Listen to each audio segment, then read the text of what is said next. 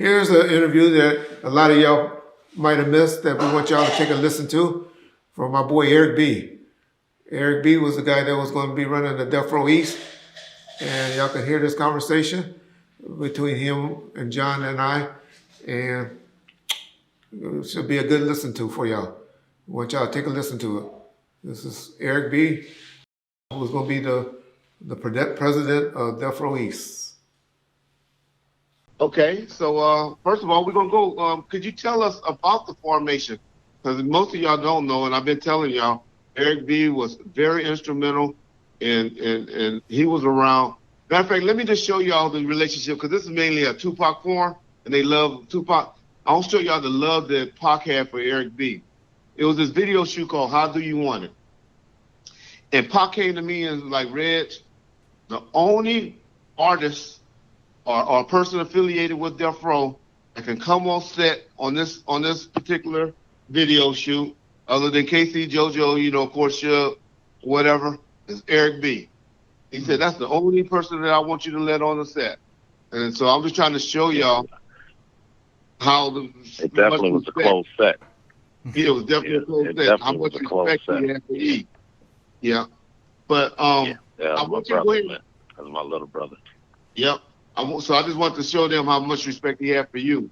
But if you can just go ahead and go into the Death Row East, the formation of it, because I know that was pretty much your creation in my mind from what I knew, what Suge always told me, or at least talking with Pac and everything. If you could just talk about the Death Row East thing.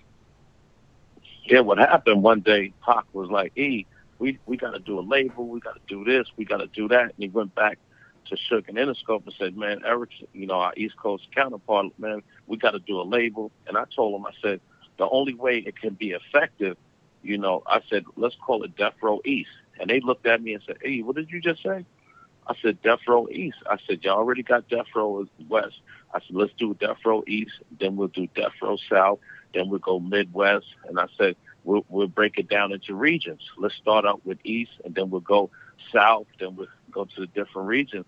But what a lot of people didn't know, our first artist on Death Row East was Craig Mack. We pulled the coup and got Craig Mack right after Flavor in Your Ear. He only had a 1-album deal with Puff, and we turned around and got him right there after he was hot with Flavor in Your Ear. And the next album he was going to put out was going to be on Death Row. And we had just a whole lot of stuff that we were doing that would have shocked the world. Exactly. So, I mean, it was just a lot of business stuff that we did behind the scenes. All the lawyers that we knew. We knew where everybody's contract was. We know how to get out the contract, or see who had an existing contract that we could have took over. But Craig Mack was actually the first person that was on Death Row East. Exactly. And I kind of told them this story, but it just coming from somebody certified like you is just put the icing on the cake. Now, E. But Reg was there, so Reg, you was there. I don't know why they would doubt you. You was there. Yeah, well, you know how it goes. But E, could you tell us, if you could tell us about, well, let's go into the Bryant Park thing. Were you there with the situation with Nas when we all kind of? Yeah. So let me take you back. So okay.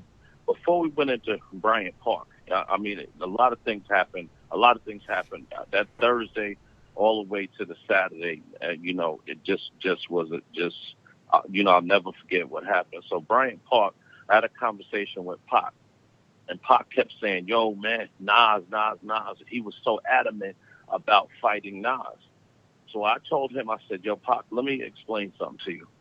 I said, Nas is my little brother. You're my little brother. I said, well, let me give you some big brother advice. When somebody tells you they don't want no problems, I said, and I gave him an analogy. I said, it's just like a dog. You keep poking him, he might shrivel. One guy, he might bite the stick. Next thing you keep poking him, he's going to bite you. And I said, Nas told you he don't want no problems. I said, when somebody's telling you they got respect for you and don't want no problems, stop pushing the issue. I said, the kid said he don't want no problems with you. He's never had no problems with you. He has the utmost respect for you. Why do you keep trying to make this a problem? he thought because Nas was on a record with somebody else, Nas didn't know what everybody else was rhyming about. They gave Nas the record blind, and he just put his lyrics on it. And then the beginning of the record, they was dissing Tupac, and he didn't know nothing about it until the record came out. So him and Tupac were at odds over that record. But one thing I will say that a lot of people don't know, after him and Nas met in the park, he was going to scrap the whole album. The album that he put out, he was going to scrap the whole album. The song against he was going to.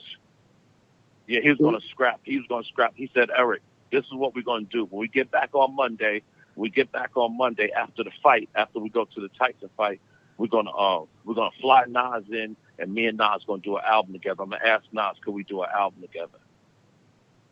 I heard that conversation. So I heard him tell Suge that. Yeah. As well. So they squashed it, and he came back to me and said, "Yo, E, man, you was right, man. Nas is one of the nicest guys in the world, man, and I was wrong. I thought that he had a problem, and and I told him, I said, the kid said he don't got a problem with you, man, and let it go." So, after that, everybody met in the park, and him and Nas stepped to the side and talked for a minute. And then after that, man, he apologized. He apologized to Nas. And they told me, said, E, on Monday, man, let's call Nas and see if we can get him out here in L.A. Man, I want to do an album with him. Man, we're going to ride and we're going to be a family like we should have been from the beginning.